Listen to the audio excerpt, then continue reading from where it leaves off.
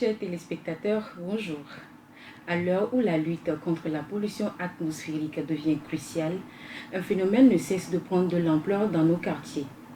En effet, nous remarquons souvent avec désolation des fumées à des coins de rue qui proviennent des ordures ménagères brûlées. Comment faire comprendre à tous et à chacun que l'incinération des ordures en milieu urbain a un danger, et autant pour moi a un danger sur notre quotidien? Pour en parler, je reçois aujourd'hui deux grands messieurs, je dis bien deux grands messieurs, qui vont discuter avec moi sur ce thème aujourd'hui dans Midi Vert. Bonjour à vous et bienvenue. Bonjour. Bonjour Léonce. Comment est-ce que vous allez? La vie est belle. Alors, à ma gauche, il s'appelle Octave Bruce. Il est journaliste dans la presse internationale. Il est également maître de cérémonie et consultant en communication. À ma droite, il n'est plus à présenter, il s'appelle Amron. Alors c'est un artiste hors pair, vous le connaissez déjà. C'est un artiste hors pair, c'est l'un des piliers du rap togolais. Et il a cette facilité, cette fluidité là dans ses flows qui fait de lui un artiste intéressant, un artiste unique. Et donc il sera là aujourd'hui aussi pour discuter du thème d'aujourd'hui avec nous. En effet. Mais avant de continuer, nous allons suivre cet élément et on se retrouve juste derrière.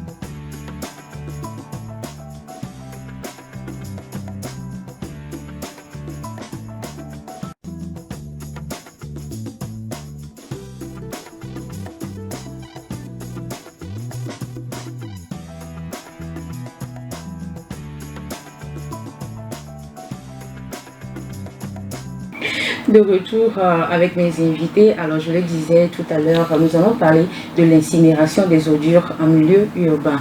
Alors dites-moi, qu'est-ce que vous en pensez? Quand on dit incinération des ordures en milieu urbain, quelle idée vous vient en tête? Ben, c'est un phénomène que nous vivons quotidiennement, chaque jour que Dieu fait dans nos différents quartiers. Par exemple, moi j'habite à Agoué et je ne pense pas qu'il se soit passé 2 journées sans qu'il y ait eu. Bon, même moi-même parfois, il m'arrive de brûler certaines ordures. Non, justement, non, je sais. C'est pour dire que ce que j'essaie de dire en introduction, c'est pour dire que c'est un phénomène par lequel nous tous nous sommes concernés. Voilà, nous sommes tous responsables de ce qui arrive. Et est-ce une bonne chose? La réponse est d'office non. Donc nous devons nous tous travailler à proscrire cette pratique-là. Voilà, qu'on le fasse ou pas, ça n'est pas sur tout le monde. Exactement, exactement. Mais je ne voulais pas me mettre dans la peau d'un donneur de leçons. C'est pourquoi j'ai dit que moi-même, il m'arrive de le faire. C'est pas parce qu'il m'arrive de le faire que je dois continuer par pouvoir le faire. Donc pour pouvoir sensibiliser des gens, leur dire de ne pas le faire, il faut leur dire que oui, ce n'est pas parce que nous le disons que ça veut dire que nous sommes au-dessus. Voilà. Nous sommes aussi parmi le lot, mais nous prenons conscience des dangers que cela représente pour nous, donc nous allons travailler à ne plus le faire. D'accord. Octave, quel est ton avis là-dessus? Non mais comme Amron l'a dit, je pense que c'est un phénomène de société, un phénomène courant dans lequel nous nous reconnaissons tous. Je ne suis pas sûr qu'il y a un Togolais, en tout cas vivant, là, qui n'ait jamais brûlé ou quoi que ce soit une fois de sa vie. Tu veux que j'avoue que moi j'ai fait ça? Non mais c'est normal, tu sais.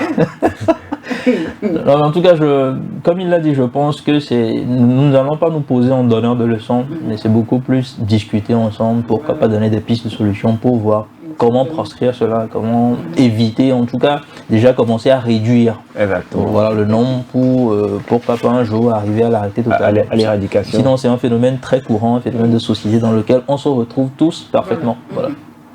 Alors, comme vous venez de le dire, on se retrouve tous dedans.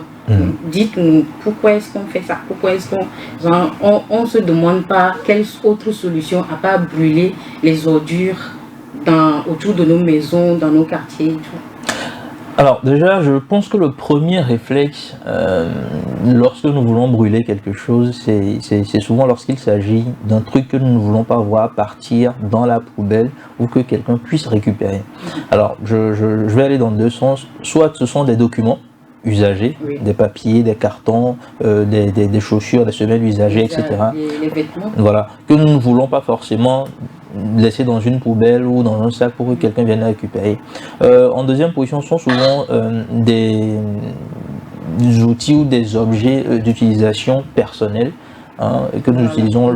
Je prends l'exemple des couches hygiéniques pour les femmes, par exemple, des serviettes, de certains effets voilà, que nous pensons plutôt brûler pour éviter peut-être de les mettre. En fait, nous sommes en Afrique, nous avons également aussi le poids de la tradition, voilà, de la conscience. Il y a des gens qui achètent ça pour faire des choses avec. Exactement. Du coup, on préfère les brûler, s'assurer qu'ils aient tous brûlé pour ramasser soi-même les cendres et maintenant les mettre.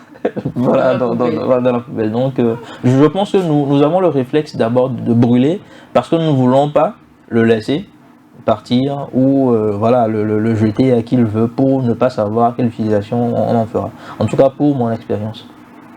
Voilà. Alors, dis-moi, à part la raison qu'il vient de donner, est-ce que selon toi, il y a une autre raison? Peut-être qu'ils se disent qu'ils n'ont pas les moyens. Voilà, c'est ce à quoi c'est là-bas, je voulais en venir.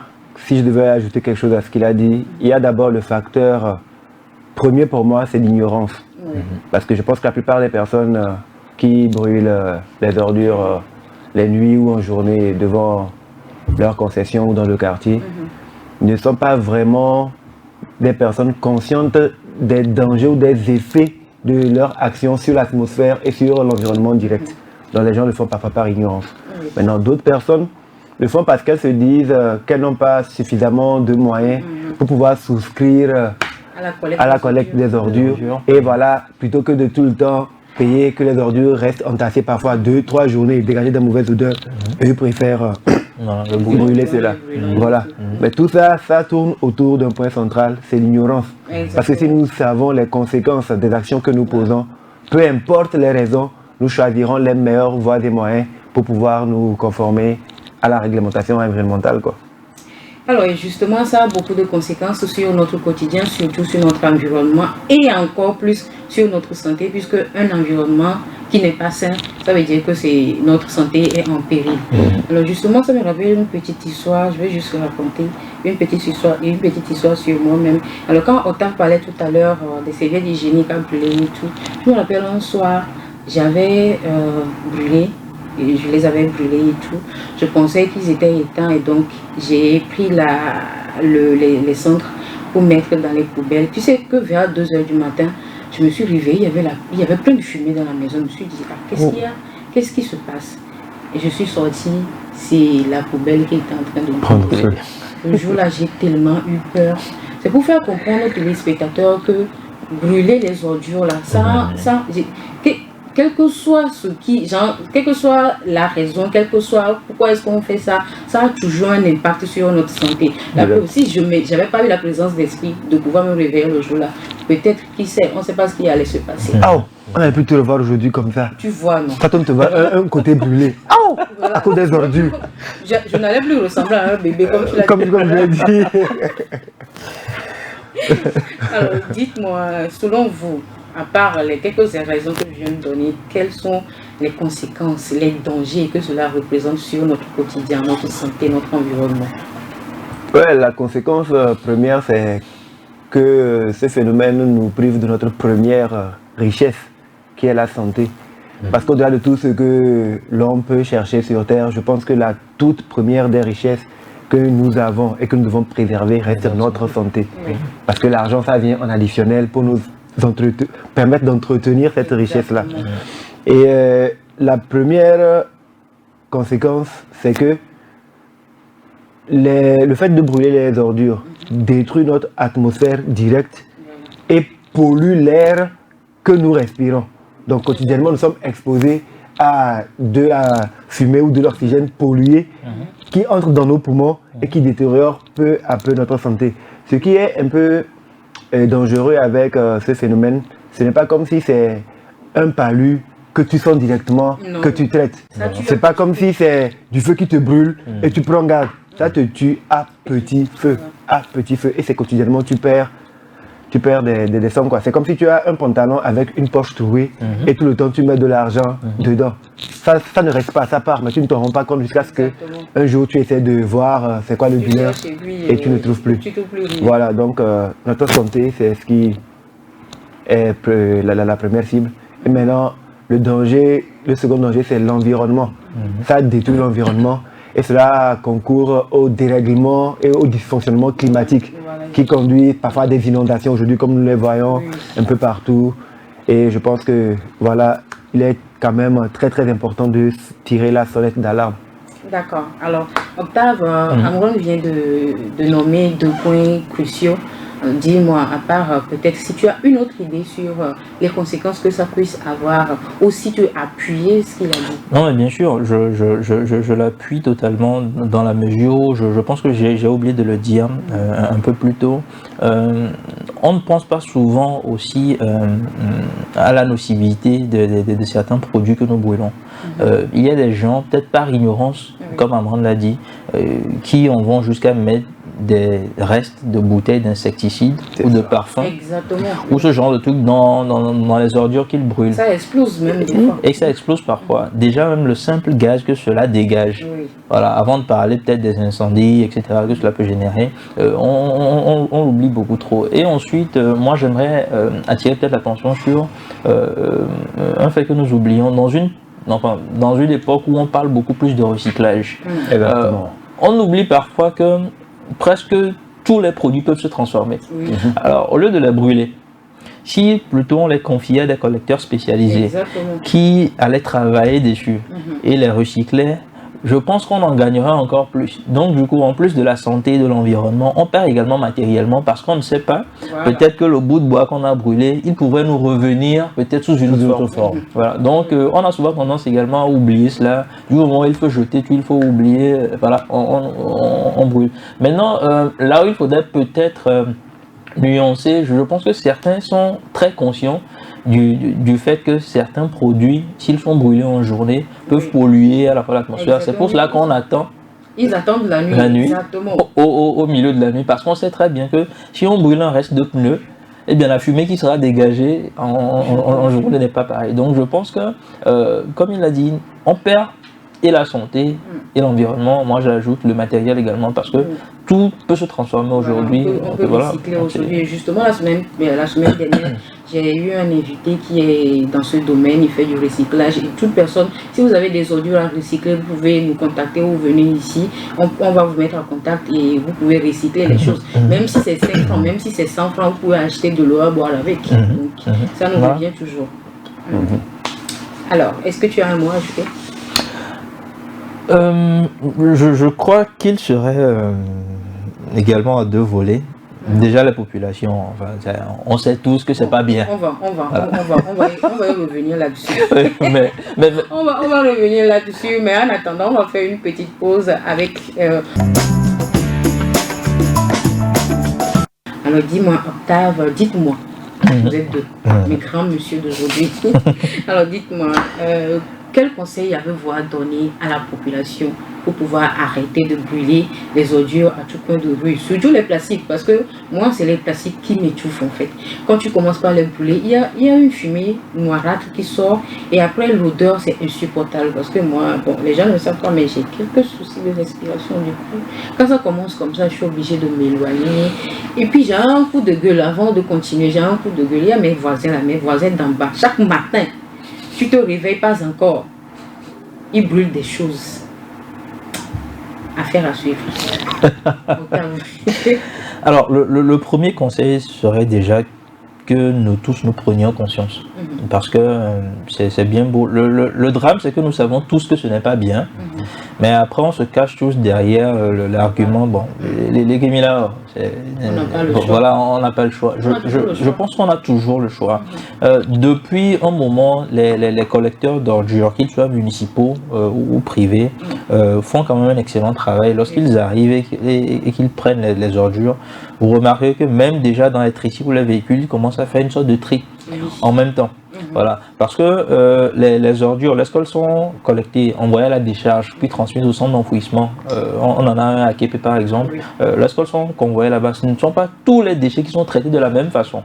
C'est parce qu'on sait bien que certains des déchets solides méritent peut-être un traitement différent. Donc, au lieu de détruire la nature en les brûlant, confions tout aux gens, ou soit, moi, surtout pour les habits, au lieu de mettre un habit intégral dans du feu, et mettez du ciseau dedans, découpez-le, ça peut toujours servir à quelque chose. N'essayons pas de brûler toujours à tout va. Voilà. On est dans une période où rien ne se perd. Tout se transforme. Voilà. Tout se transforme. Du coup, au lieu de brûler et de détruire par la même occasion la couche d'ozone, on n'en parle pas assez, mais la chaleur que nous vivons depuis un moment, voilà. La chaleur que nous vivons, les inondations qui existent, les populations ne se rendent pas compte que c'est la somme de tous ces gestes-là, voilà, qui causent aujourd'hui tout cela. On se met à critiquer les gros pollueurs, c'est vrai, ceux qui ont d'immenses industries, mais à l'échelle de peut-être d'une brûlure de déchets par mois, tu n'es pas loin d'une petite unité industrielle non plus. Mais non, lorsqu'on fait le compte de tout le quartier, de toute la ville, finalement nous sommes aussi un gros pollueur et on l'oublie. Voilà. Donc, du coup, moi, le principal conseil serait déjà d'arrêter, ou en tout cas de diminuer considérablement, et ensuite maintenant peut-être au niveau des décideurs de créer pourquoi pas des mécanismes à la fois de sensibilisation, mais en même temps de proximité avec les gens. Je pense que si on explique aux populations, peut-être avec de la motivation supplémentaire, qu'au lieu de brûler vos déchets, si vous les apportez, vous recevez peut-être tel. Je pense que voilà, nous allons tous nous mettre à faire la queue, peut-être chaque week-end, au lieu de brûler. Et je pense que notre environnement sera ça. Donc, l'homme en général aime ce qui est rémunérant. Non, mais c'est simple, il suffit juste de nous motiver.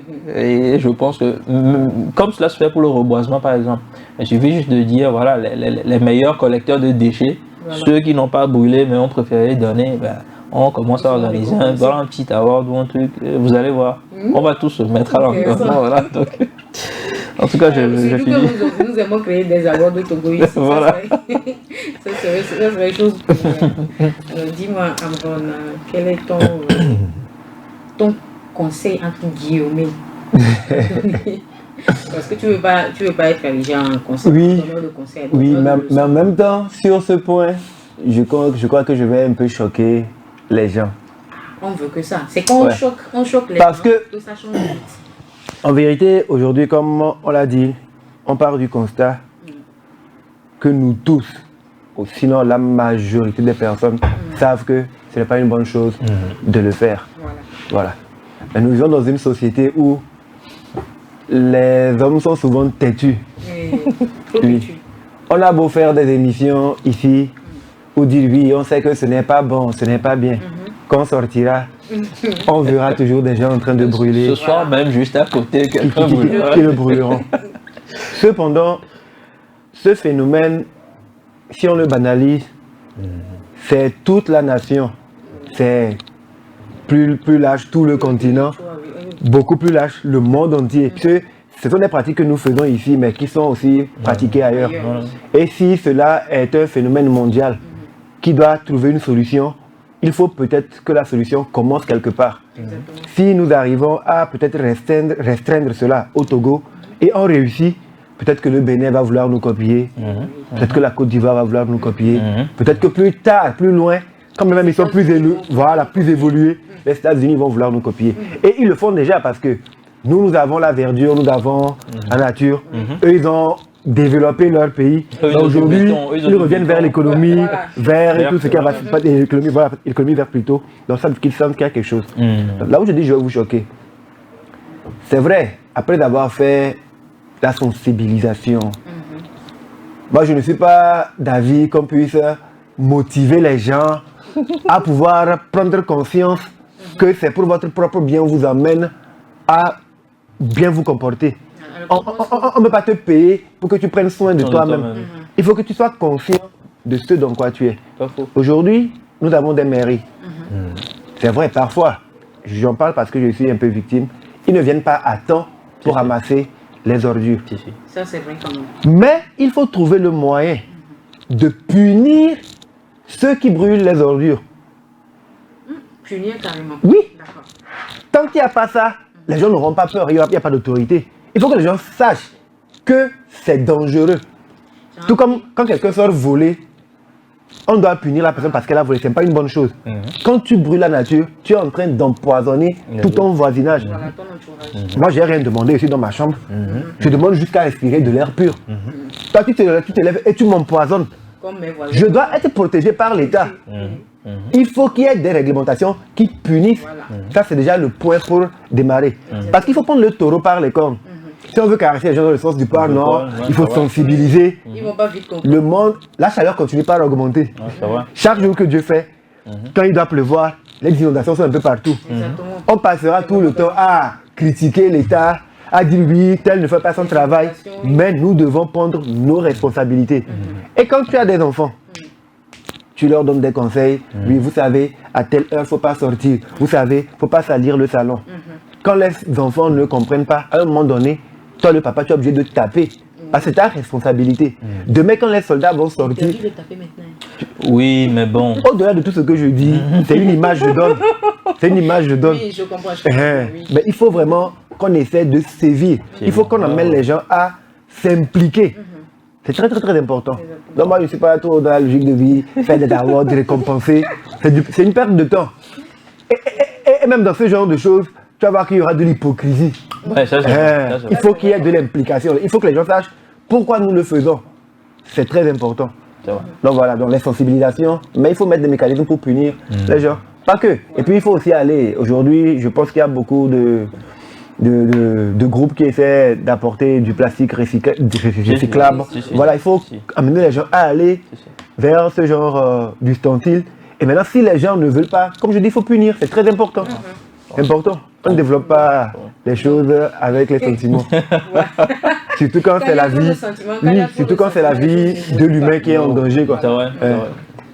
Alors, comme tu viens de le dire, c'est une bonne idée. Je pense que nous pourrons approcher le ministère de l'Environnement pour ce genre de requête. Le ministère de l'Environnement doit travailler avec le ministère de la Protection civile. Tu vois, protection civile, l'environnement, c'est ça. Le citoyen là, l'environnement remarque. Il faut la sécurité. Et pas ricocher la santé également. Exactement, non, c'est tout un ensemble. Non, c'est pas une affaire, même vraiment tout le gouvernement est concerné. D'accord. Tout le gouvernement est concerné. Tous les départements sont concernés. C'était vraiment choquant, mais j'aime le choc. Et donc, est-ce que vous avez un dernier mot en gros à dire aux téléspectateurs pour pouvoir finir en toute beauté cette sensibilisation, parce que pour nous, c'est une sensibilisation. Oui, une grande sensibilisation.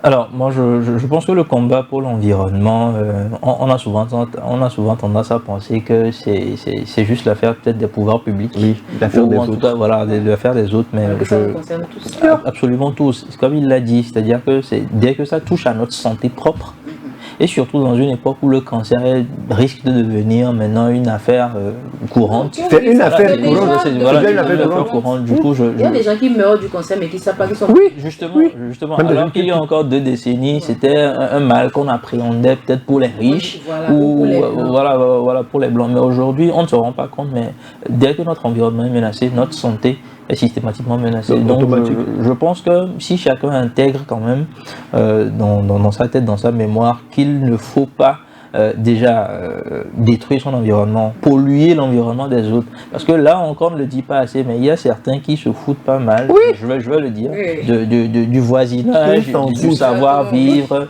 C'est-à-dire qu'il peut se lever le matin, brûler un truc, tant mieux si ta fenêtre est impliquée, enfin, ça ne le dérange pas. Je pense qu'il faudra peut-être reconsidérer toute cette position-là, parce que si demain, on respire tous bien, on sera en bonne santé, nos enfants seront en bonne santé, on pourra quand même développer le pays. Mais s'il faut lutter contre d'autres maladies respiratoires ou d'autres problèmes et s'occuper également de la vie courante que nous menons, je pense qu'on n'arrivera à rien. Donc moi, mon mot, c'est qu'il faudrait qu'on se mette tous à un niveau où on se dit, bon, on va le faire. Voilà. Maintenant, on verra ce que font les pouvoirs publics en appui, ce que font les associations. Voilà. Donc, ce sera mon mot. C'est choquant. Je pense. Ou bien c'est plutôt le choqueur. Le choqueur. Non, mais je pense qu'il a dit l'essentiel. Il est vraiment important que nous tous, nous puissions prendre conscience que c'est un phénomène qui est en train de détruire notre monde. Et moi, c'est un thème qui me touche vraiment, vraiment, vraiment à cœur. C'est pourquoi quand tu m'as invité, je n'ai pas hésité à venir. Si même il faut faire 10, 20, 30 émissions pour en reparler, moi je suis toujours disponible.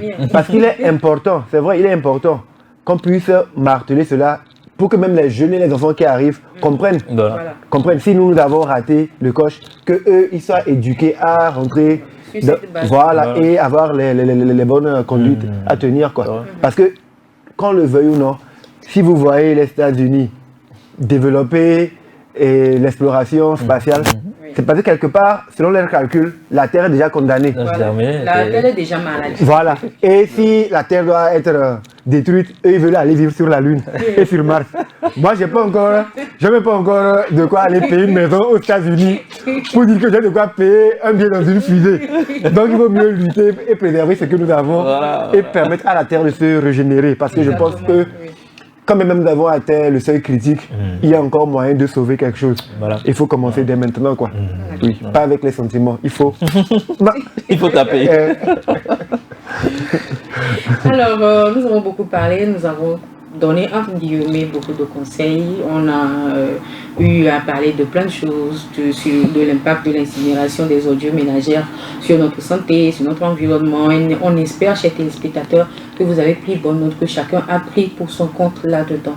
Et on va souffler un peu en musique avec la vidéo Black Boys de Amron.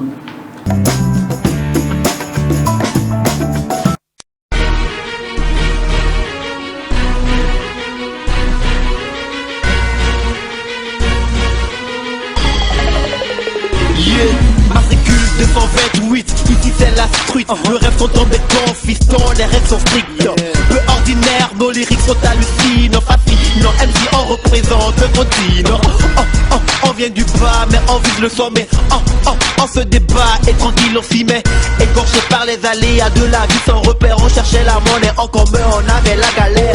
Mais faut pas croire qu'on est faible, on est ambitieux. On pousse, les temps sont durs mais on reste courageux. Jamais à plat, jamais à terre. Tomber on se levait au quotidien. C'est la routine, retomber on se relevait. Toi-même tu sais, échouer nous avait endurci. Mais plein d'espoir, la musique nous avait adouci. On est plus fort puisque nos malheurs ne nous tuent pas. Bras levés, doigts en V, on vient d'Africa. Les hustlers, 4 sur 24, nous on cherche la monnaie. On s'en fout de ceux qui disent, on vise le succès. Black Boy, les hustlers, 4 sur 24, nous on cherche la monnaie. On s'en fout de ceux qui disent, on vise le progrès. Black Boy. Si, on avait tous eu un suivi. Nombre d'entre nous seraient sûrement maintenant des génies. Mais à l'école, le système est très trop corrompu. Il y avait trop de maths et les programmes nous rendaient farfelus. Faute de moyens financiers, d'autres ont dû arrêter. Nous on était plus motivés, alors pourquoi avancer? Rien à perdre, fallait donc trouver une vocation. Hip-hop et foot, à l'époque étaient les bonnes options. Pom-pom dans la face, dans le foot des raps. On raccroche les crampons et on décroche le rap. On prend le mic sur un beat, le blic sur le papier. L'écriture est marquée et le flow est lancé. Tout se transforme dans ce podium. Des tas de rimes détendent, qui fait le style donne. On fait du rap rapide ou long. Que le son soit ici ou non, on s'adapte rapidement. Qu'il y ait du liquide ou non. Les hustlers, 4 sur 24, nous on cherche la monnaie. On s'en fout de ceux qui disent, on vise le succès. Black Boy, les hustlers, 4 sur 24, nous on cherche la monnaie. On s'en fout de ceux qui disent, on vise le progrès. Black Boy, black power. On a les nerfs solides parce qu'on est enfant d'Africa. Parfois le ventre vide, on peinait à faire nos 400 coups. Indépendant, c'était chaud, on était sans sous. Donc c'est la rue qui nous élève et nous dans son nom. Enfants de la rue, on nous nomme qu'on le veuille ou non. Aux yeux du monde, nous sommes des stars. J'aime pas faire des lâches, dans le fond on fâche. On l'assume, jamais on se cache. La main tendue, on demande quand le job est stérile. Sans domicile fixe, la nuit on dort dans la ville. Sur le sol allongé, le sort nous a logés. On n'a pas de loyer qui peut nous déloger. au rêve d'être à des bailleurs. Pour nous l'espoir existe encore. Ici on dit fuck le sort, ce qui ne tue pas les blagues forts. Les hustlers, 24 sur 24, nous on cherche la monnaie. On s'en fout de ce qu'ils disent, nous on vise le succès. Black Gold, les hustlers, 24 sur 24, nous on cherche la monnaie. On s'en fout de ce qu'ils disent, nous on vise le progrès. Black Gold.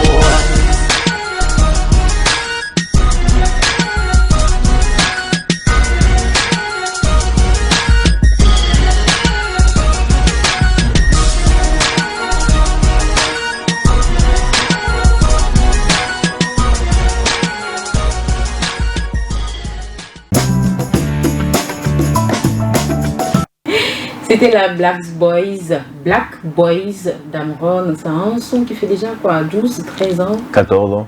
Voilà, 14 ans, mais c'est beaucoup. Hein. Si j'avais fait... Mon enfant aurait 14 ans aujourd'hui. C'est ça. Il serait déjà au lycée. Voilà. Alors c'est juste pour dire que c'est un son, moi, chaque fois que je l'écoute, c'est vrai que ça date, mais chaque fois que je l'écoute, ça m'inspire toujours, ça me donne de l'inspiration. Alors dis-moi, je parlais tout à l'heure de ta capacité, ta fluidité dans tes verbes, dans le texte. Voilà, dans tes textes. Merci de m'avoir prêté le mot. Alors dis-moi, souvent, qu'est-ce qui te donne de l'inspiration souvent? Bon, je peux dire que mon environnement direct m'inspire, mon quotidien, le quotidien des gens qui m'entourent, les faits de société que j'absorbe quand je sors. Le contact avec la vie m'inspire. Mais si en ce qui concerne le flow, le rap, c'est de l'exercice. Et puis j'ai été inspiré par Solar qui a un débit assez rapide. Voilà, ça fait que comme j'ai appris à manier le rap en travaillant ces chansons, j'ai gardé un peu cela. Donc après j'ai aussi travaillé à pouvoir développer mon propre style. Mais ce qui m'inspire, c'est la vie de façon générale. D'accord. Alors on va revenir sur ton actualité tout à l'heure, mais avant, nous allons nous intéresser à un autre thème, la partie que je préfère. Alors dites-moi, ils ont voulu me taper tout à l'heure à cause de ce thème-là. Oui, parce que je n'avais pas bien posé la question. Vu que c'est des gentlemen, je leur rappelais qu'il faut agir en tant que gentleman. Voilà. J'ai pas fait quoi? Tu n'as pas bien posé la question, c'est pourquoi. D'accord, maintenant je vais bien la poser. Voilà. Et si tu la poses pas bien, nous-mêmes, on va bien la reposer. Voilà. Alors, dites-moi. Bon, vous deux, je sais que vous êtes... Donc, s'il arrivait que l'ami femme de votre femme vous draguait, quelle serait votre réaction? Bah, Vous voyez? Parce que depuis le début, j'avais marqué. À chaque fois qu'on pose la question, non. À chaque fois qu'on pose la question, il dit ben oui. Comme maintenant nous sommes arrivés au second thème, avant de dire ben à toi. Non, mais choisis. Non, c'est bon. Toi, tu voulais éviter la question depuis, donc tu commences. Bon, je crois que si l'ami de ma femme me faisait des avances, je vous surprendrais peut-être, mais je n'aurais pas une réaction agressive vis-à-vis d'elle, mais je l'amènerais peut-être d'une façon ou d'une autre à lui faire comprendre que c'est pas très intéressant vu que sa femme. Pourquoi je le dis? Parce que je vais peut-être diaboliser les femmes, mais moi je m'attends à un retour de bâton. Je vais peut-être être agressif avec elle et derrière elle ira dire à ma femme ou aller dire aux autres, etc. Voilà. Et en même temps, de l'autre côté, je n'ai pas très envie de voir l'amitié de ma femme et se détériorer de mon fait.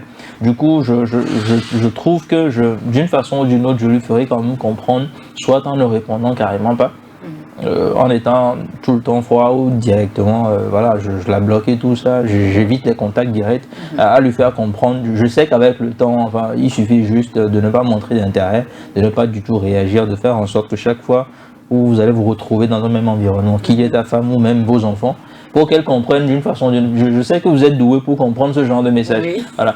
Maintenant, si elle insiste, je lui dis clairement, tu sais, que voilà, je suis pas très intéressé, tu es ami avec ma femme et tout ça. Tout cela parce que je n'ai pas très envie peut-être d'un retour de bâton derrière, où tu seras mis dans la mauvaise posture, dans le mauvais rôle, où on fera même croire que c'est peut-être toi. Elle a raconté à ta femme Voilà, que c'est peut-être toi. Voilà. Et si ta femme peut-être connaît un passé de tireur d'élite, elle sera tentée de le croire. Tu as un passé de tireur d'élite. Je le dis pas, je le dis si. D'accord. Voilà.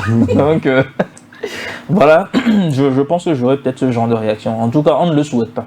D'accord. Voilà. Et en gros, concernant ta femme, tu lui diras rien du tout.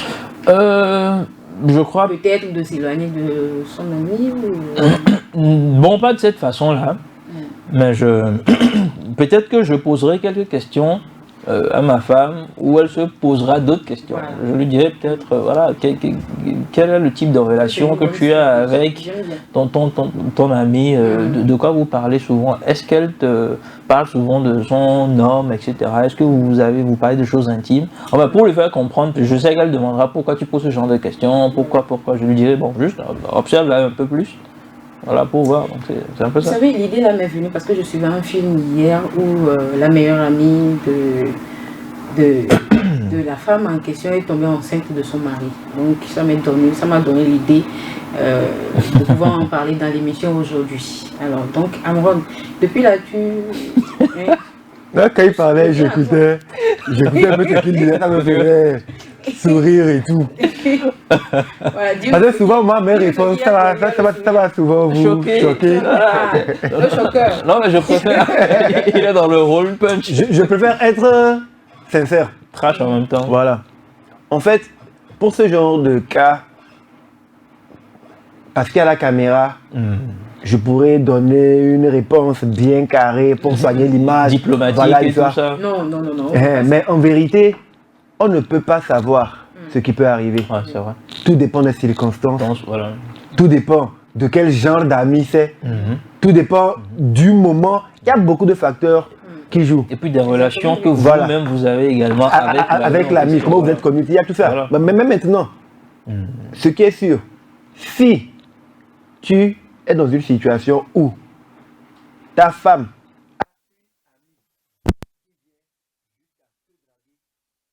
commencer à te poser des questions sur ta femme. Non, pas sur leur amitié, sur ta femme.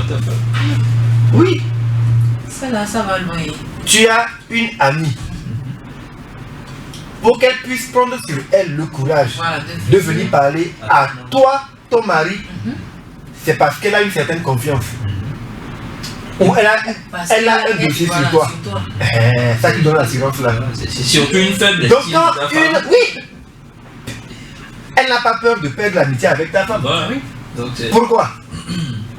Donc si l'ami de ta femme vient jusqu'à te draguer toi, pose-toi d'abord des questions sur toi et ta femme, ta relation avec ta femme d'abord, pour commencer. Pour commencer, c'est la base. C'est quel genre d'ami ça? Ou bien elle aussi, elle a déjà eu à parler de quelqu'un à ma femme, et elle a eu la réaction de ma femme, donc c'est pour ça que je dis. oui, donc elle aussi. Pourquoi ne pas essayer? Parce que bon, sa femme aussi fait du Exactement. C'est un peu tout ce qu'il faut voir. C'est pour ça que je disais qu'il faut se poser des questions à ta femme pour lui demander quel genre d'amitié. Donc maintenant, à supposer par exemple que, bon, moi je suis un homme, la copine de ma femme vient me draguer. Je découvre qu'il y a des dossiers et des dossiers et des dossiers. Ça peut faire que, peut-être humainement, la chair va s'affaiblir et des choses et des choses. C'est pas je dis que tout dépend. Non, moi je suis honnête. Non, mais il est honnête. Au lieu de chercher à résoudre le vrai problème d'abord. Oui, c'est un problème qui peut être solutionné comme ça. Il y a des gens qui se marient 20 ans après avant de trouver la femme de leur vie. C'est pas faux. Tu comprends? Oui. Il y a des gens qui se marient. C'est 20 ans après qu'ils trouvent la femme de leur vie. Donc tout est une question de circonstances. On ne peut pas définir, voilà, et tu es un homme, pourquoi l'homme est infidèle, pourquoi la femme est infidèle. Tout est une question de concours de circonstances. Donc tout ce qu'on peut faire, c'est prier pour que le diable n'ouvre pas certaines portes dans nos vies. Mais sinon, il n'y a pas d'homme ou de femme qui va jurer que oui, moi je ne peux jamais tomber, ça n'existe pas. Tout ce qu'on dit devant les caméras ou l'image qu'on donne, c'est autre chose. Il n'existe pas d'homme parfait. Nous sommes perfectibles. Et puis, la chair est faible. Tant qu'on n'est pas encore mort, là, on ne peut pas jurer que ça là, on ne le fera jamais. Soyons honnêtes et puis avançons. Et puis pour rejoindre ce qu'il a dit, moi personnellement, madame peut le dire, je n'ai jamais été très fan des amitiés proches, au point où vos affaires conjugales se retrouvent peut-être dehors. Exactement. Voilà, c'est-à-dire que du moment où l'ami de ta femme peut se permettre d'appeler pour te donner des conseils. C'est déjà gâté là. Il faut savoir que vous avez déjà. Voilà, il y a C'est déjà gâté. C'est Exactement. déjà gâté. Donc pour moi, il faut éviter ce genre d'amitié très rapprochée. On peut avoir des connaissances très proches de la famille, mais avoir une amie tout le temps qui vient chez vous, peut-être Venez rentrer dans votre chercher cuisine, quoi, je vais la manger. Votre amitié s'arrête là où vous vous connaissez. C'est ça, madame. Peut-être chez la coiffeuse, on pose. Quelle coiffeuse? Ça va même. Ça c'est gâté. C'est le nid, c'est le nid par excellence. C'est pire là-bas. Quand elle se retrouve chez les coiffeuses, elle raconte des choses pas possibles, tu peux même pas comprendre. Elle parle de la fête de la République. C'est là où tous les couples se font et se défendent. Ouais, chez les coiffeuses. Et même, peut-être même que la personne qui est en train de tresser la tête de sa femme, elle a un petit antécédent personnel contre toi. Et c'est en toi qu'elle peut mettre la mauvaise énergie. À moi, mais pareil là, il tombe non. C'est ça. Ouais, puis ça là donc. Non mais sincèrement, quand je repense à tout ce que vous venez de dire, dis-moi, Amron, est-ce que ça veut dire que actuellement là, il n'y a pas d'autre que madame? Tu dis? Non, j'ai rien dit.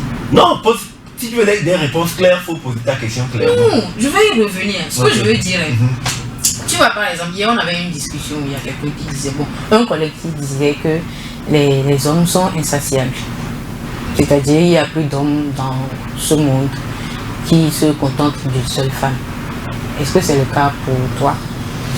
Bon, je vais répondre à ta question, mais j'aime souvent faire les petites discussions.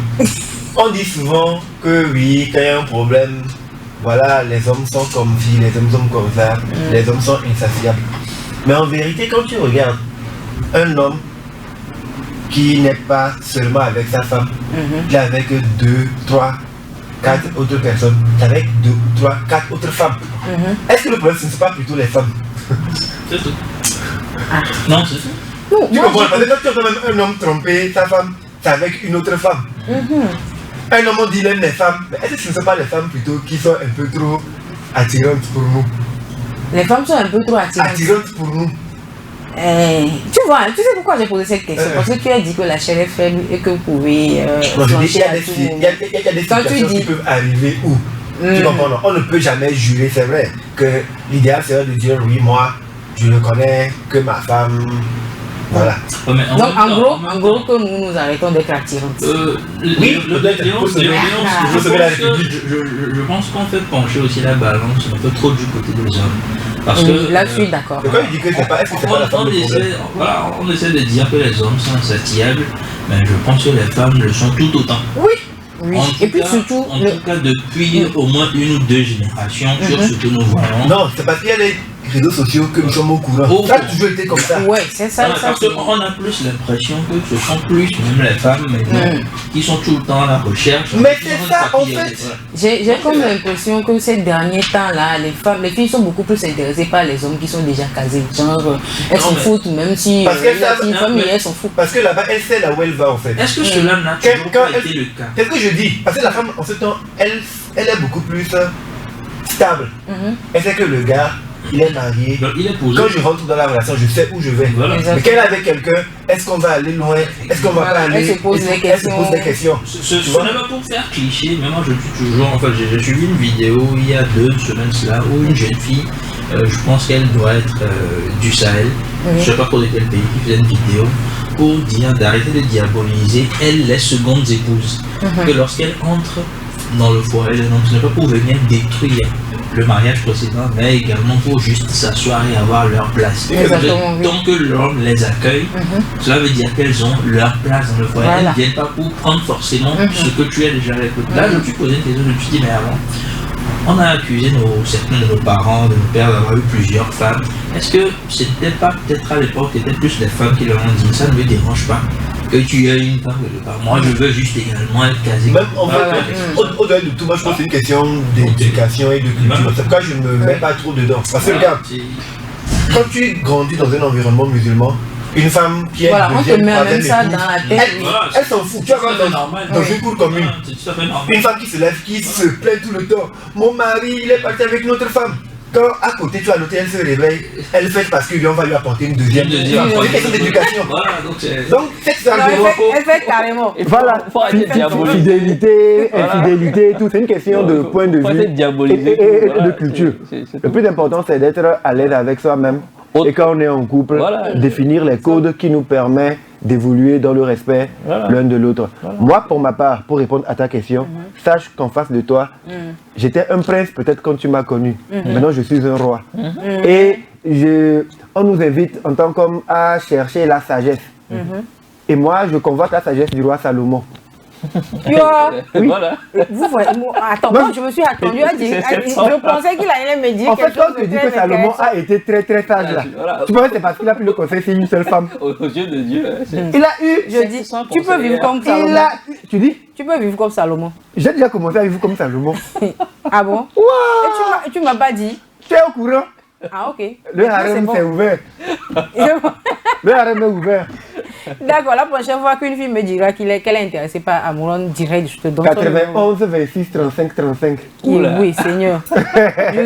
Je suis vraiment choquée. Tu vois, non? Je suis choquée. Hein, tu es en face de toi un roi. Donc, Mais bon, Non, mais si tu assumes, pourquoi pas? Je crois sincèrement, comme il a dit, qu'il faudrait peut-être qu'on pose la balle à terre, en tout cas en ce genre de débat, parce que Ouais.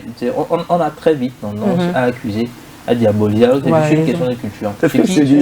Ce qui est admis de l'autre côté de la frontière n'est peut-être pas admis chez vous. moi, je ne perds même plus Voilà, du temps et de c'est- l'énergie pour ce genre de débat-là. On- Et c'est toujours facile de d'accuser les autres. Tu as vu? C'est Quand tu vrai, vas dire les autres, oh, que l'homme elle a été infidèle ou la femme, vous ne connaissez rien de leur vie. Comment ça a commencé? On dirait maintenant que c'est les femmes qui sont beaucoup plus infidèles.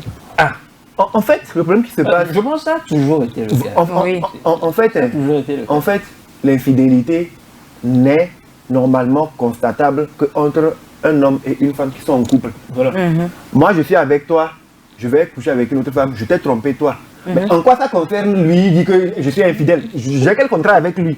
C'est entre toi et ta T'attends femme. de toi et la personne. Oui, maintenant toi tu veux dire oui, c'est un infidèle. Alors comme je n'ai pas pris de contrat d'engagement avec toi. Tu me traites d'infidèle par rapport à quoi? C'est bon, là, C'est pas c'est ta bon. vie. Oui, que Je chacun comprends, s'occupe de sa je vie. comprends. Je comprends ton Actuellement, état d'âme. on est en train de brûler les plastiques. Et voilà. Ça pollue la nature, ça concerne tout Au le lieu monde. de parler de ça, Ils ne vous parlez parlent des pas de ça. couples des gens. Ils vont parler de la vie privée des gens. Mon ami, les gens n'ont qu'à vivre. Moi, je veux... Non, mais cette histoire me rappelle quand même l'histoire de José, la chanteuse ivoirienne. Là. On l'a tellement diabolisée dans cette histoire de tisa entre guillemets. C'est comme ça. Mais moi, je me suis toujours dit que si elle a pu se flairer un chemin dans ce couple-là, c'est parce qu'à la base, il y avait peut-être un souci, ou à la base, bon, c'est l'homme même qui lui a permis qu'elle se fraye ce chemin. Donc pourquoi la diaboliser? Je ne comprends pas. Non, mais en tout cas, moi, ma maxime, elle est simple. L'essentiel, c'est d'être heureux. C'est le plus Parce important. que pour des gens, enfin je parle de nous tous, hein, pour des gens qui avons tout au plus 100 ans à vivre sur Terre, je pense qu'on aime trop avoir de problèmes. Voilà. C'est-à-dire qu'on prend une décennie pour apprendre à marcher et parler, on prend une autre pour apprendre à s'éduquer, on veut travailler, maintenant on ajoute d'autres problèmes. En fait, on trouve que la vie n'est pas assez compliquée, du coup il faut Voilà, toujours on la rajouter. on la complique. Il n'y a même pas de mode d'emploi. Il y a même pas C'est de comme mode quand d'emploi. tu fais la sauce, c'est pimenté, Voilà. tu dis non, il n'y a pas assez de piment, tu mets encore du On en piment. remet à chaque fois. C'est-à-dire, il n'y a pas de mode d'emploi pour une vie. Pas du tout. On essaie tous de la vivre. À notre Voilà, manière, avec l'essentiel les est d'être heureux et de ne pas juste, je sais pas, rendre l'autre malheureux. C'est vrai que de façon globale, nous savons tous pertinemment ce qui est bien, Bien, ce qui n'est pas bien. ce qu'il faut faire, ce qu'il ne faut On pas est tous faire. dotés de raison. Oui. Voilà, Donc après, bon, chacun assume quoi. Parce Que qu'aujourd'hui, chacun fasse le bon choix. qu'on parle par exemple de la fidélité, que non, c'est pas bon d'être fidèle. Tu peux comprendre qu'un homme a trompé, non, oui, un homme a trompé sa femme parce que c'est un voyou, ou une femme a trompé son homme parce que l'homme ne prend pas soin d'elle. D'elle. Mais il y a des femmes, Voilà. elles épousent des milliardaires, Voilà. elles ont tout. Elles sont même les épouses de rois, de présidents, de PDG, de tout. Mais elles vont quand même tromper. Elles trompent quand même. Voilà. Donc, Donc, en fait, c'est que c'est à la même niveau, c'est pas le débat. il n'y a pas de mode d'emploi. Il y a pas. Il n'y a pas de mode d'emploi. C'est vraiment Le compliqué. problème, c'est qu'aujourd'hui, nous sommes dans une société où tout le monde veut avoir son mot à dire. À dire. Voilà. Ouais. On veut Donc, te dire ce que voilà, toi tu vas faire de ta voilà, vie. voilà. En fait, sans connaître je ce qui se passe. trouve parfois surprenant que des gens qui sont célibataires notoires animent des podcasts pour donner des conseils Ah, des gens à des gens mariés. qui sont mariés. C'est-à-dire que je me dis, Mais c'est les réseaux sociaux. non, à quel moment et là je vais être un peu cliché. Quelle expérience vous avez? Toi qui n'as même pas encore une fois payé Cyrillac à un enfant, et tu te mets à donner des conseils sur comment gérer sa famille, ses enfants. Je me dis, mais, en fait, bon, c'est peut-être les réseaux sociaux. C'est sur les réseaux sociaux. Peut-être que ses parents lui ont appris à faire ça. Hein. Même pas. On sait jamais. En fait, du moment où tu l'as jamais vécu, Les gens sont un peu suffisants, tu vois. c'est Sur tout. les réseaux sociaux, les gens veulent se donner un air un peu important. Ouais, et quand je tu as comprends. peut-être 10, 20, quelques followers voilà, c'est tout. qui te suivent et qui aiment tes analyses, tu te dis, oui, tu vas donner des conseils. Mais en même temps, je vais mettre un petit bémol nuancé. Oui. On va finir avec ça. Oui, bien sûr. On peut ne pas vivre dans un couple. On peut ne jamais avoir d'enfants, mais parce qu'on a vécu autour des personnes qui ont beaucoup d'expérience, on peut avoir des idées claires pour donner des conseils. C'est pas tout qu'il faut rejeter. Mais quand la personne veut être un peu dans l'excès de zèle, Dans l'excès. faire comme si oui, c'est elle qui a le monopole. Voilà. Il faut lui rappeler que mamie, nous sommes tous les mêmes là. Il y a des gens qui sont donnés des titres de spécialistes de relations matrimoniales. Je dis, mais attends, à un moment, tu peux donner un ou deux Sans conseils. expérience. Oui. Quand même. Moi, je n'ai Même Dieu qui a créé Adam et Ève, il a dit de ne pas manger là, ils ont trahi. Tu comprends, non? Tu comprends? On va finir. Même Dieu a été trahi. On va clore ce débat. Salomon a trouvé grâce aux yeux Sinon, de Dieu. on va pas finir. On va pas finir. Même le roi aujourd'hui. David. Non, c'est bon. Qui est allé C'est prendre bon. la femme de C'est bon. Tu vois, non? Octave, c'est bon. C'est bon. Que- C'est bon. Allô, à mon fond. Alors, tu es Octave, maître de cérémonie et consultant en communication. Dis-moi, quel conseil as-tu à donner à ces jeunes-là qui veulent devenir comme toi des maîtres de cérémonie? Alors, deux conseils, être passionné et avoir de la volonté. En tout cas, pour ma part, je trouve que ce sont... C'est aussi simple que ça. Voilà, c'est en fait de la passion et de la volonté. Pourquoi? De la passion parce que ça te permet de toujours t'intéresser à ce domaine-là, de ne jamais baisser les bras. De la volonté parce que tu apprendras toujours et il faudra toujours considérer chaque échec comme une opportunité.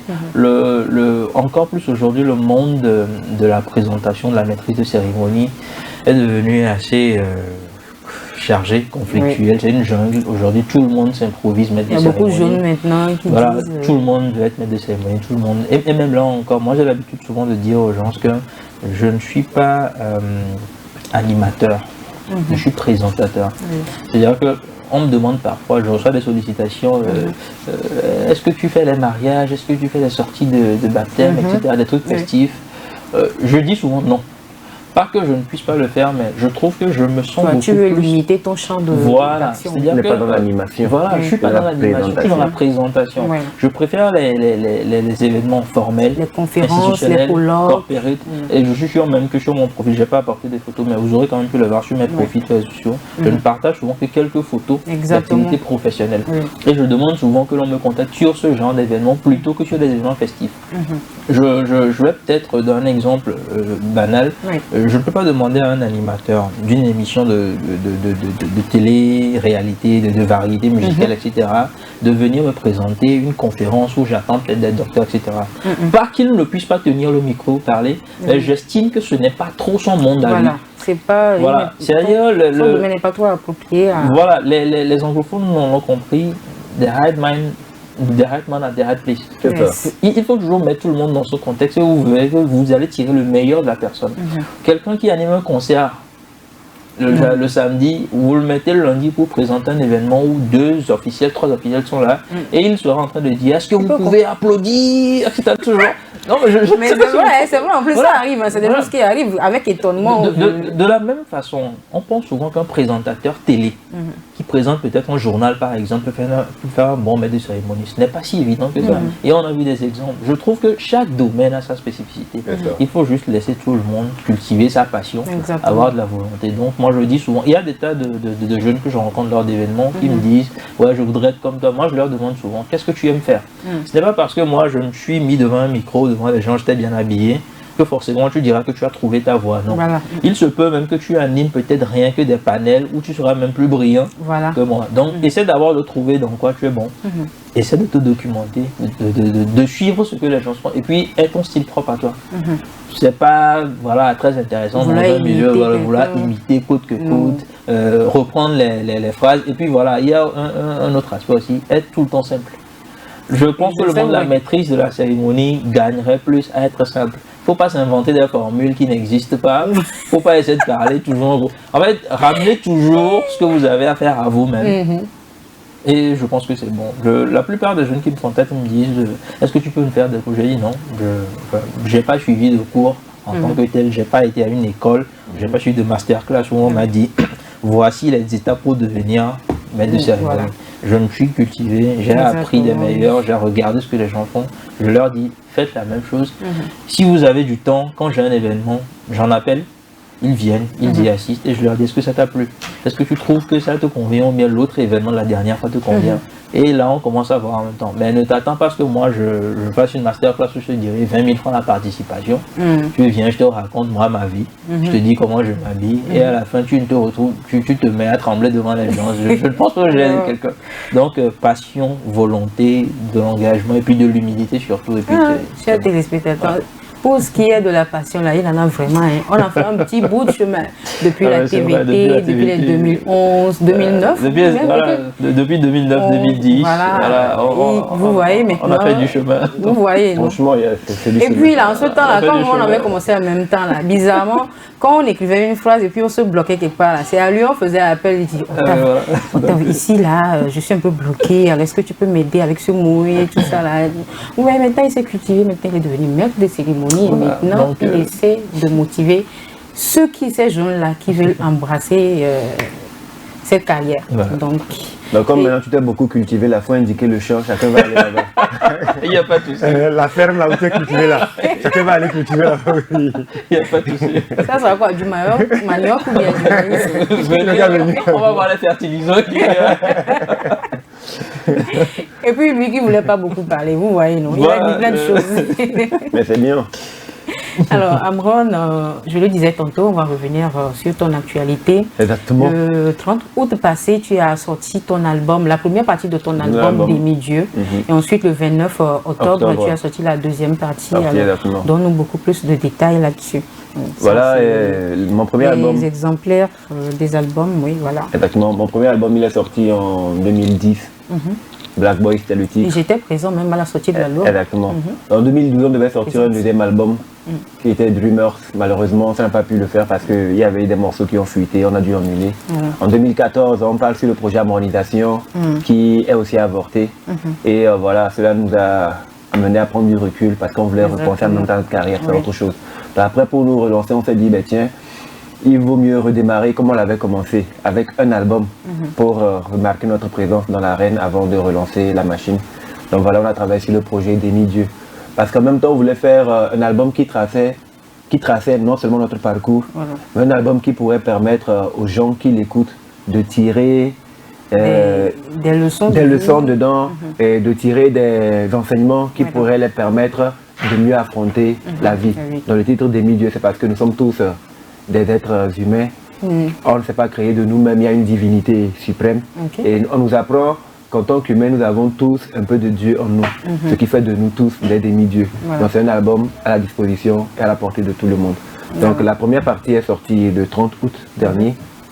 Et la deuxième partie le 29 octobre, le jour de mon 37e anniversaire. Donc c'était en même temps pour faire le trait d'union. Mon tout premier concert que j'ai eu à faire pour la dédicace de mon tout premier album en 2010. C'était le 29 octobre. Oui, ça c'est clair. C'était le jour de son anniversaire. Exactement. Donc, et c'est là, depuis là, j'ai bizarrement été marqué, j'ai jamais oublié son anniversaire. Parce qu'il a fait le concert le jour de son anniversaire. Donc, quand on devait relancer la machine 14 ans plus tard, on s'est dit, tiens, pourquoi ne pas sortir la deuxième partie, le 29, pour pouvoir relancer. Et je précise en même temps que la partie 1 de l'album, nous avons eu la chance que l'album est nominé au Africa Talent Award à Abidjan dans la catégorie meilleur album francophone. Actuellement, nous sommes en deuxième position. Malheureusement, il n'est pas possible de voter depuis le Togo pour le moment. Il y a un petit problème technique qu'ils sont en train de voir avec Togo, c'est les moves. Mais bon, dès que c'est débloqué, je ferai un retour pour en parler. Les gens pourraient se demander où trouver l'album. Voilà, aujourd'hui nous sommes en train d'expérimenter une plateforme panafricaine. Elle s'appelle Africa Play. C'est un peu pour... plateforme de streaming. Ouais, exactement, c'est un peu pour pallier... Oui, il adore ça, faire de streaming. Pour laisser un peu Spotify, Apple et tout. Et l'album par exemple, il est en vente à 2500. Et c'est pas cher du tout. La partie 1 est à 2500, la partie 2 est à 1500. Et sur Africa Play, on donne la possibilité aux gens d'acheter les singles. D'accord. partie 1, partie 2, ça fait 20 singles au total. Mais il se peut que les gens disent non, bon, moi j'ai déjà des chansons que je connais, que je peux acheter. Je veux juste prendre que des singles. Il y a la possibilité d'acheter que des singles et les singles sont en vente à partir de 200 francs. La politique que nous essayons de mettre en place avec Africa Play, c'est pour débloquer un autre niveau dans le showbiz et permettre aux artistes de pouvoir vivre de leur art. Aujourd'hui, on a vraiment besoin. Oui, aujourd'hui, on est plus omnibulé par les vues sur YouTube. Quand un artiste sort des chansons, avant c'était difficile à notre époque, mais aujourd'hui c'est plus facile aux artistes de briser l'écran de verre et d'atteindre 500 000 vues, 1 million de vues. Donc pour les artistes qui arrivent à avoir le 1 million de vues, s'ils font un travail conséquent, de sorte que plutôt que les gens soient sous leur influence et aillent seulement les regarder, à chaque fois qu'ils sortent un single, 10% de ces 1 million de personnes qui les suivent arrivent à acheter leur single à 200, ça veut dire que moi je sors mon single. Plutôt que de chercher 1 million de vues, je fais en sorte que 10% de ces 1 million là achètent le single à 200. 200 fois 100 000, ça fait 20 millions. Donc quand tu sors un single et plutôt que 1 million de personnes te suivent, 100 000 personnes achètent ton single à 200, tu as 20 millions, tu peux réinvestir pour faire une vidéo de qualité, investir pour faire la promo de ton pays, de ta musique hors du pays, pouvoir organiser un concert où tu fais venir des artistes de l'extérieur. Donc ça c'est pour un single ça. Sur le long terme, si les gens achètent les albums, si les gens achètent, donnent du soutien à l'artiste, je pense que ça va créer une concurrence qui fera que plutôt que les artistes s'attaquent à longueur de journée pour un vide, ils s'attaquent sur des chiffres. Moi, quand j'ai sorti mon album ou mon single, c'est 20 millions, j'ai récolté. Et toi, moi j'ai récolté 35 millions. Et ainsi, ça va faire en sorte que l'industrie sera créée et puis on pourra grandir ensemble. Donc c'est la nouvelle stratégie qu'on essaie d'apporter. Et en faisant plusieurs émissions comme celle-ci, on pourra toucher quelque chose. Exactement. Alors, est-ce que tu as un dernier mot à dire aux téléspectateurs? Oui, le dernier mot que j'aurais à dire, c'est que comme je viens de le dire, nous comptons sur la force du nombre. Ton album, il est au dehors. Pour ceux qui peuvent acheter l'album, ils peuvent l'acheter. Ceux qui veulent acheter le single, ils peuvent le faire. Il y a l'option soutien aussi disponible. Et je laisserai mon numéro, c'est le 91 26 35 35. Tu es 9, rapide, hein? 1, 2, 6, 3, 5, 3, 5. Le 91 26 26 35 35. Donc vous me contactez, je vous envoie les liens Africa Play, vous donnez de la force, vous en parlez autour de vous. Et puis on va créer une révolution. Vous verrez que bientôt, que ce soit les Béninois, les Ivoiriens, les Sénégalais, ils diront ah, vous savez au Togo les artistes là, quand ils sortent là, c'est des millions ils font. Et ils vont lancer le même phénomène chez eux. Africa Play, c'est une plateforme basée à Abidjan. Et c'est une plateforme panafricaine. Il y a plus de 300 artistes là-dessus. Il y a Alpha, Blondie, plein d'artistes ivoiriens. Vous pouvez faire un tour et eux, ils sont un peu plus développés dans le showbiz que nous, dans cette histoire de... Oui, mais bon, il faut que ça commence à un moment. Donc, il n'est jamais trop tard. Voilà, autant mettre l'énergie pour que ça puisse commencer maintenant. À une époque, les gens n'avaient pas les millions de vues. Maintenant, c'est courant. Aujourd'hui, c'est courant. Donc, si au moins les gens arrivent à trouver des millions de personnes pour les suivre, je pense que si on demande aux gens qui aiment les artistes, vous savez, vous soutenez l'artiste, c'est vrai. Au cours d'un mois, trouver 200 francs pour soutenir, je pense que ça va faire quelque chose. Pour une personne, 200 francs, c'est rien. Évoluer la carrière de l'artiste. Avec le nombre, comme je dis, 100 000 personnes, c'est énorme. Oui, c'est beaucoup. Si 1 million peuvent me suivre, c'est que 10% peuvent m'acheter à 200. Donc c'est ce travail-là, il faut qu'on fasse. Donc c'est une campagne, ça vient de commencer. Et c'est vrai que la grande masse... Parfois, les gens sont un peu réfractaires aux nouvelles idées. Et ils sont habitués à un certain confort. Les gens ne veulent pas sortir de leur zone de confort. Mais nous allons faire le travail qu'il faut. Et je pense que d'ici la fin d'année et en 2025, on va péter le score. On va lutter pour et ça va aller, ça va s'améliorer. Exactement. Alors, bon. Le t-shirt t-shirt là, ton t-shirt là, Be Brave et tu m'apportes la casquette et puis le t-shirt après. Tu veux le pull ou bien le t-shirt? Non, je préfère le pull. Ok, ça va faire Regardez. Non mais attends, il y a la matin qui arrive, donc autant profiter du pull. Exactement, le pull est meilleur. Et donc, chers téléspectateurs, si vous en voulez aussi là, appelez-le seulement sur ce numéro. Et si vous voulez de jolis pulls made in Togo pour pouvoir supporter l'Harmattan, appelez sur le 91 26 35 35. Et vous serez servi. Alors, je suis ravie de vous avoir reçu dans cette émission Midi Vert. On espère... Qui commence à peine. Donc, c'est maintenant même que c'est l'introduction vient de finir comme ça. Ça fait pas que ça va commencer. Non, mais c'était pas toi qui étais pressé, que tu avais un truc à faire après. Oh. Maintenant, tu veux qu'on continue? Tu viens de me le rappeler, c'est vrai. C'est pour dire que c'était vraiment intéressant l'ambiance. Donc, tu dois me dire merci. Et tout, merci infiniment. D'accord. Franchement. C'est une bonne ambiance et puis c'est des opportunités qui nous donnent les moyens de nous exprimer, ça nous donne de partir à la découverte d'autres réalités. Donc merci pour cette initiative. Et il ne faut pas commettre l'erreur de faire comme les autres, de dire non, reviens quand... Non, souvent quand un animateur me reçoit, il dit non, reviens quand tu veux. Et le lendemain, moi je reviens en même temps. Donc tu me dis reviens quand tu veux. Non, tu vas revenir quand tu veux, mais je vais... Demain, je reviens en même temps. Non, je vais te faire signe d'abord, pardon. Okay, d'accord. Donc c'est plus quand je veux, donc tu me reviens quand tu veux. Reviens quand je veux. Voilà, mais si tu me dis reviens quand tu veux, moi demain matin tu me revois ici. On va bien faire, reviens quand je veux. Ok, d'accord. Merci beaucoup. Alors, chers téléspectateurs, nous vous remercions de nous avoir suivis. Nous sommes à terme de notre émission Midi Vert d'aujourd'hui et on espère que vous allez rester câblés sur la Green TV International. Green TV International will revive the environment.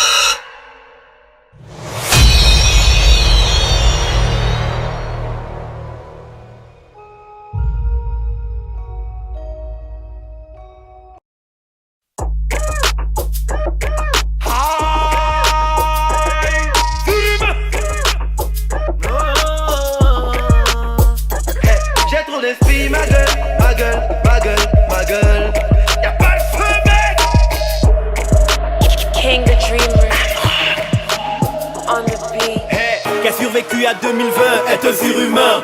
Check YouTube si tu nous check depuis où t'es. C'est pour les braves éprouvés qui ont fait du chemin. Pour ceux qui osent gravir la pente pour toucher le divin. Qui a survécu à 2020 est un surhumain. Check YouTube si tu nous check depuis où t'es. Tabuyo grombe minyam lima lagbe taudome. Vovo toto les kalimbe kundoku soudome. Dieu déchu ressuscité, on se remet en selle. Qui cru que les sandales d'Hermès nous mèneraient au ciel. Pour avoir une vue sur flamboyante comme l'aigle condor. Perçant les nuages comme Superman, on a pris de l'essor. Égaler le ciel, ne nous dites pas qu'on ne peut pas. La deux-mesure est dans le propre des humains. Un seul exploit ne suffit pas, pourquoi s'arrêter là? Pourquoi les hommes rêveraient moins que le singe fait le rat? Les représailles des dieux ne nous font pas peur. Promettez ton calfin et maudit, nous on n'a pas peur. Quand héritier du trône divin, nous sommes sans pareil. Uniquement de nous sommes la plus grande merveille. Comme Guneiou le grand, brave héros en Chine. Le fils réussit là où le père a courbé les chines. Et si Ulysse a su dompter la magicienne Circé, c'est qu'il n'y a rien d'impossible, les braves peuvent triompher. Qui a survécu à 2020 est un surhumain. Check YouTube si tu nous check depuis où t'es. C'est pour les braves éprouvés qui ont fait du chemin. Pour ceux qui osent gravir la pente pour toucher le divin. Qui a survécu à 2020 est un surhumain. Check YouTube si tu nous check depuis où t'es. Tabuyo grombe minyam lima lagbe taudome. Vovo toto les kalimbe kundoku soudome. Vovo toto les kalimbe kundoku soudome. Game sunenya son yomi zeton mignole yome. Newe nya delon qui n'avait mais tu peux les nouer. La parole est sacrée qui ne l'a pas les pas de malentendu, nous on rêve du jamais vu. Faire la guerre contre les hommes est inutile, on n'y pense plus, on est venu, on a vu. Oui on vit car on a vaincu, à part celle du divin, aucune quête ne nous plaît plus. Baguhe yindale ya biye gunu simo Tuwiya were mae bialo bakunu pela Mambago mendizi yesole wiya mama Ja est que les rabiari hiku pela. On vient briser les règles, on vient changer la loi du ciel. On veut ravir tous les mystères et les révéler. Majestueux comme des aigles, glorieux comme des rois. On vient poser la cadence des dieux, on veut s'élever. Qui a survécu à 2020 est un surhumain. Check you tout si tu nous check depuis où t'es. C'est pour les braves éprouvés qui ont fait du chemin. Pour ceux qui osent gravir la pente pour toucher le divin. Qui a survécu à 2020 est un surhumain. Check you tout si tu nous check depuis où t'es. Tabuyo grombe minyam lima la todo me. Vovo toto le karimbe kundoku sudome. King the Dreamer on the beat.